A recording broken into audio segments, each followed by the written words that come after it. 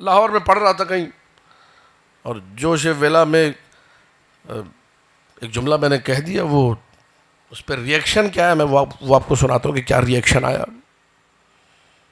آیت سے پڑھی 2-3 قرآن سے، سورہ مبارکہ فتح کی آیت ہے، سورہ مبارکہ انفال میں آیت وَمَا رَمَيْتَ إِذْ رَمَيْتَ وَلَكِنَّ اللَّهَ رَمَى وَيَدُ اللَّهِ فَوْقَ أَيْدِيهِمْ 3-4 آیتیں ملا کے پڑھی. بھائی نبی کا ہاتھ کس کا ہاتھ ہے؟ اللہ کا ہاتھ ہے. اور نبی کا عمل اللہ کا عمل ہے. نبی نے اپنے ہاتھ سے جو کنکر مارے وہ اللہ نے مارے. وَمَا رَمَيْتَ آپ نے نہیں مارے، إِذْ رَمَيْتَ جب آپ نے مارے، وَلَكِنَّ اللَّهَ رَمَى لیکن اللہ نے مارے. اب ہم نے تفسیر کھول لی غلطی سے، پڑھنے بیٹھ گئے، تھوڑا مطالعہ کر کے جائیں تاکہ ممبر سے لوگوں کو کام کی بات بتائیں. جیسی تفسیر کھولی تو عجیب، واہ واہ مزہ آ گیا بھائی پڑھنے والے کو. وہ کنکر جو نبی نے پھینکے تھے اپنے ہاتھوں سے، جس پہ اللہ نے کہا کہ اے نبی تیرا ہاتھ میرا ہاتھ، اور یہ جو تیرا عمل ہے کنکر پھینکنا، یہ تو نے نہیں پھینکے میں نے پھینکے. واہ واہ آہا کیا کہنے، مزہ آ گیا. وہ کنکر علی نے اٹھا کے دیے تھے نبی کو. اب بولیے یار، خاموش نہیں بیٹھی. وہ کنکر کس نے اٹھا کر دیے؟ بھئی میں تو علی کا بندہ ہوں، علی کی کھاتا ہوں، علی کی گاتا ہوں.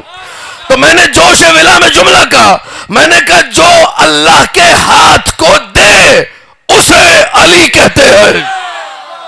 توجہ رکھیے گا، بڑی توجہ، بڑی توجہ. اللہ سلامت رکھے آپ لوگوں کو. اب سنیے گا، شاید نہیں سنیے گا آپ لوگ.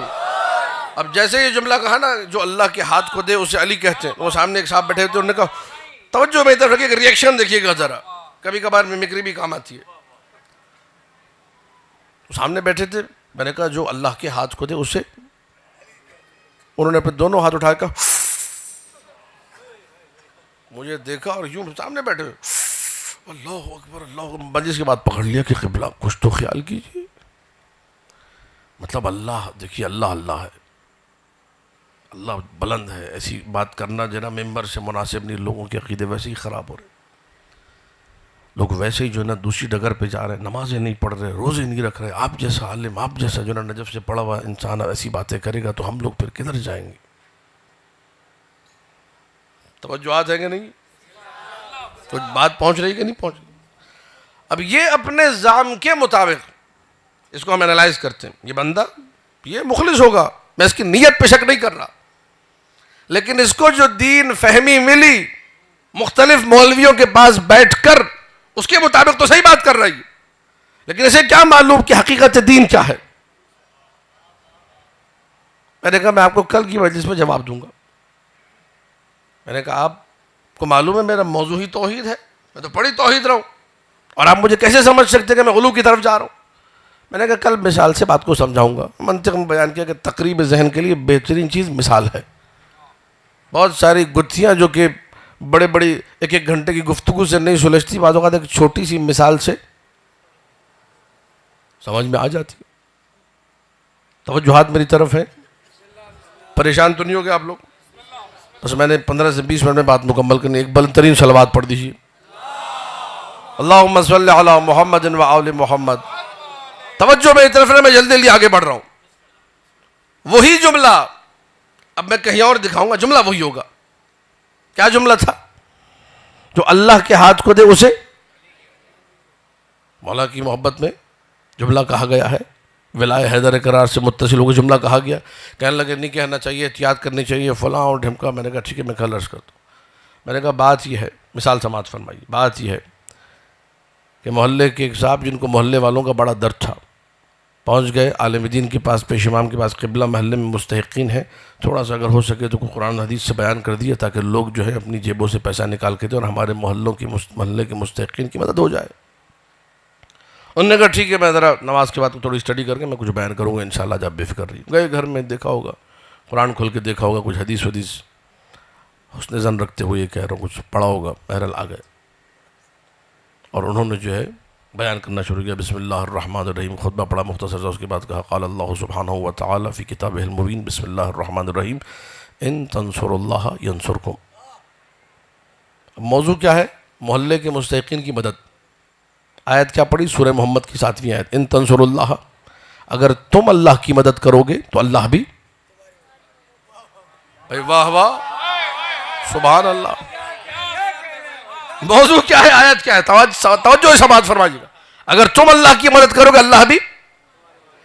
ہماری کیا مجال، ہم مخلوق ہیں وہ خالق ہے، ہم مربوب ہیں وہ رب ہے، ہم مرزوق ہیں وہ رازق ہے، ہم بندے ہیں وہ پالنے والا ہے. ہم اس کی مدد کیسے کریں؟ تو حضور بات یہ ہے، آپ جب خلق خدا کی مدد کریں گے، یار بولتے جائیے، خاموش مت بیٹھیے.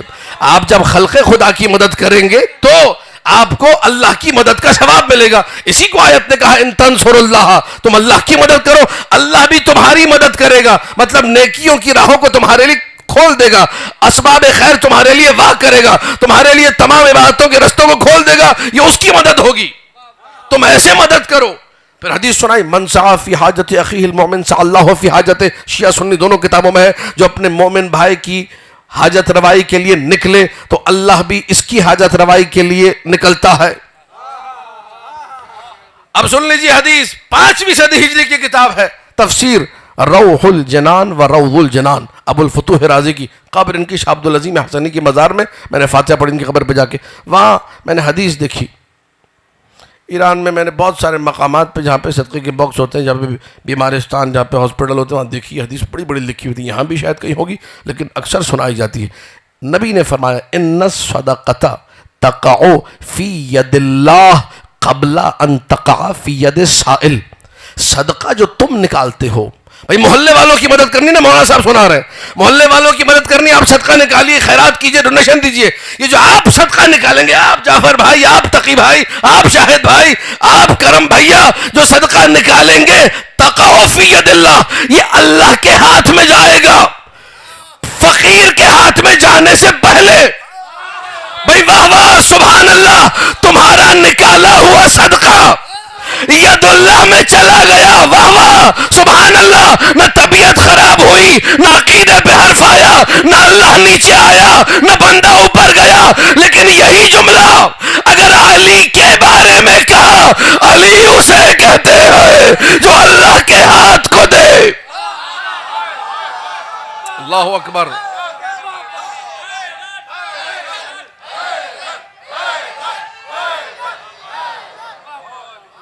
بھئی بات پہنچ رہی ہے کہ نہیں پہنچ رہی؟